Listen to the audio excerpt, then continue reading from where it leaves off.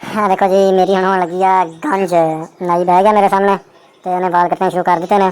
पहले कैंची नाल वाल कटेगा, कैंची से वाल कटने तो बाद फिर उस्तरा फेरेगा, उस्तरा फेर के लश्कारे मारेगी मेरी टिंड। फिर देखो जनाब, कैंची नाल वाल बिल्कुल कटे जा रहे हैं तो कटन तो बाद फिर जनाब करेगा उस्तरे नाल।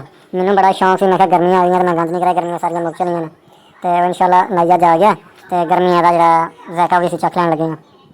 देखो जनाब, कैंची नाल वाल मुकम्मल हो गए हैं। जितना वाल कटे जाने तो बाद फिर जनाब मेरी गंज शुरू होनी हो जाएगी उस्तरे नाल। उस्तरे नाल कटेगा ना विचों गंज चमकदी विचों निकलनी है उस्तरे नाल। ब्लेड वाला मैंने उस्तरा चलाना मेरे ते जो उस्तरा चलाएगा देखो कैं चमकदी गंज निकलदी। फिलहाल कैंची नाल करता है छोटे छोटे कर रहा है क्योंकि मेरे वाल से लम्बे तो फिर कैंची के नाल छोटे करन दिया। कैंची नाल जो छोटे करेगा तो फिर उस्तरा चलाना सौखा होगा। पानी लगता पाया जिनके बत्तर लाने दिया वालों चंगी तरह ने बत्तर लाया पानी जो हमाम ने वो प्रेशर कुप्पियाँ रखी उन्होंने घुट घुट के पतला पतला पानी मार देने ये बुक भरदा बुक भर के सिर ते पा के माल मूल चलो जी बत्तर लग गया।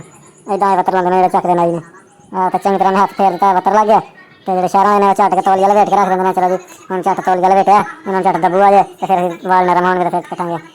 या अल्लाह खैर चुक लिया उस्तरा नाई ने चुक दिता फटे नाई ने। देखो जी हो गया शुरू मिनट ने सिर्फ लाने ने 4 तो 5 मिनटों बाद इन्हें मेरी टिंड बिल्कुल साफ कर देनी है। इदा ने झट लाने तो बाद मेरी टिंड साफ हो जानी है। उस तरह भजाने जिमें कार उसी पैसे कार भज गई है इदा भजा लिया उस तरह।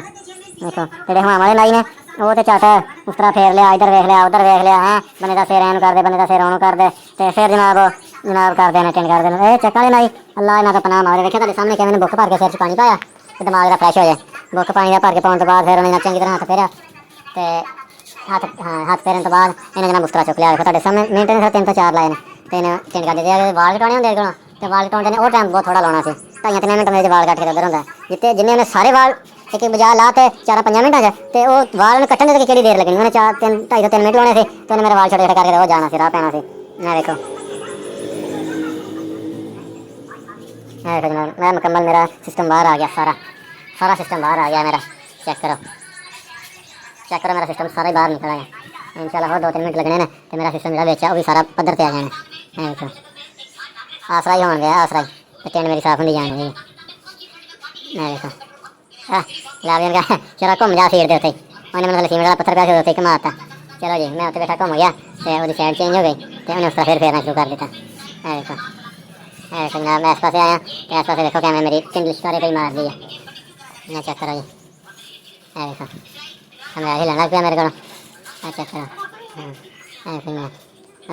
पद्धर मलैन न्याणे भला की होंगे गंज कुमारां दी खोती लंबड़दारां दी चक्कर न्याणे कहने गंजा पापी पप करे चिड़ियाँ फट के हड़प करे। लो जी एक ये भी कहावत न्याणिया दी तो फिर टिंड के फायदे बहुत ज़्यादा ने।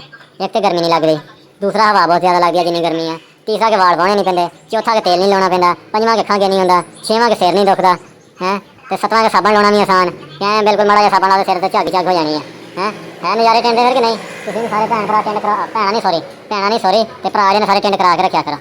भैन कहती सॉरी सारे बड़ी मदद करना तेरे को मैं भैन कहती तो मेरे जो भरा ने वो सारे टिंड करा के रखा करना।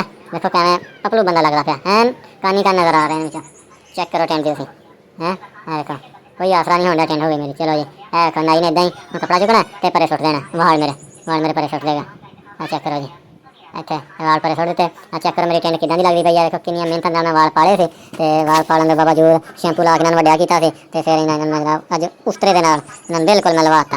चेक करो देखो हम मैं नहा धो के आया शेर की टिंड देखो लश्कारे मार दी चस आ गई टिंड करवाने दी देखो छोटा जहा सिर बिच निकल आया। चेक करो दाने देखो किन्ने बने मेरे सिर के चेक करो नाले खत कर गया मूँह भी मेरा छोटा आया बिच निकल आया तो सिर भी छोटा आया बिच निकल आया।